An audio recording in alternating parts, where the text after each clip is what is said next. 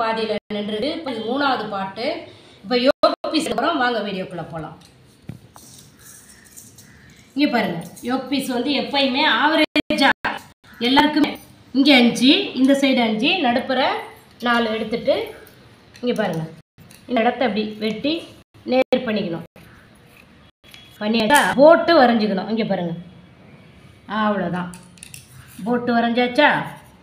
இங்கே பாருங்கள். ஒரு யோக் பீஸு எடுத்துட்டோம். ஒரு யோக் பீஸு எடுத்துட்டோம். கரெக்டாக நேராக ஒரு யோக் பீஸு எடுத்துட்டோம்.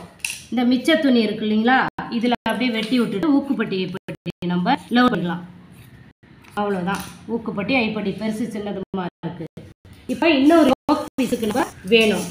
இன்னொரு யோக் பீஸு இதிலேருந்து நம்ம எடுக்கணும். எப்படி எடுக்கணும்? அதை விட சின்னதாக நம்ம எடுக்கணும். அது சின்னதாக இருந்தால் கூட போதும். இதை தூக்கி இப்படி போட்டுட்டு இதை தூக்கி போட்டுட்டு மேலே மட்டும் நம்ம வெட்டிக்கிட்டு கீழே வந்து உயரமாக வெட்டிக்கலாம். ஒன்றும் பிரச்சனை இல்லை. இங்கே பாருங்கள், மேலே இந்தா மேலே வெட்டிட்டு கீழே வந்து எவ்வளோது இருக்கோ அதை நம்ம வந்து கரெக்ட் பண்ணிக்கலாம். அவ்வளோதான். கொஞ்சம் கீழே உள்ளது சின்னதாக இருந்தால் பரவாயில்ல.